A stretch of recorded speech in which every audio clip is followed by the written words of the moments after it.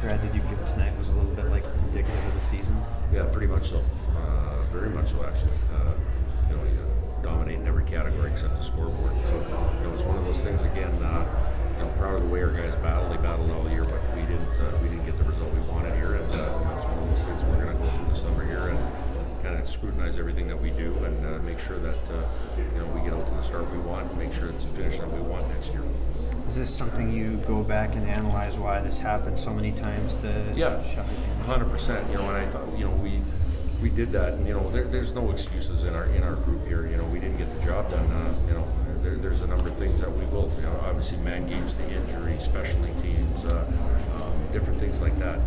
We're not throwing anyone or anybody under the bus. But again, what we have to do is really peel the layers back and make sure that we come out to a fast start next year and get to the place that we want to go.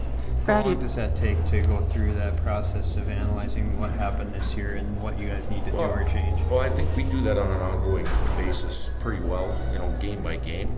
But I think I'd really like to try to, put everything on the table and do it over, the course of, the next month here. Let things kind of settle down here once we get back, but kind of really get into it, dive into it right away, and before our guys leave for, after the academic year.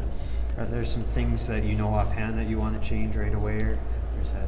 Well, I think basically, we got some incoming freshmen with some pretty dynamic skills coming in. So you're going to have to lean on some of those guys early. But one of the things is some of the guys coming back, they're going to take bigger roles, and I think the biggest thing is off season, making sure that we're in the physical shape that we need to be, and try to get to where we need to be with some of our guys here that need to get a little bit bigger and stronger. But I think it's one of those things that's going to take a little bit of time for us to see, and I think after we do that, we'll come up with some answers here. Specialty teams, you mentioned that earlier. What did Denver do tonight to kind of hem you in on the PK?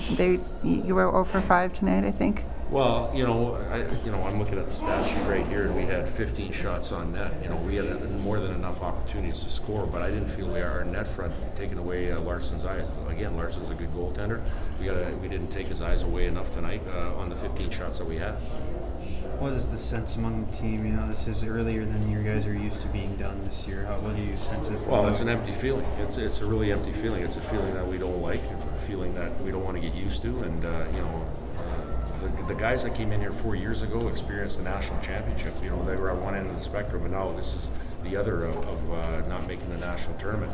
It's one that we're going to remember. It's going to be something that we're going to keep in the back of our minds all summer here, that we need to get to where we want to go, and that's part of making sure that we're good in every category of the game. And at the end of the day, when you do that through your process, the result on the scoreboard will show it. Can you talk about Nick Jones' play tonight and how amazing he was? That goal from his knees, especially in the third period. Well, he wears his heart on his sleeve each and every night.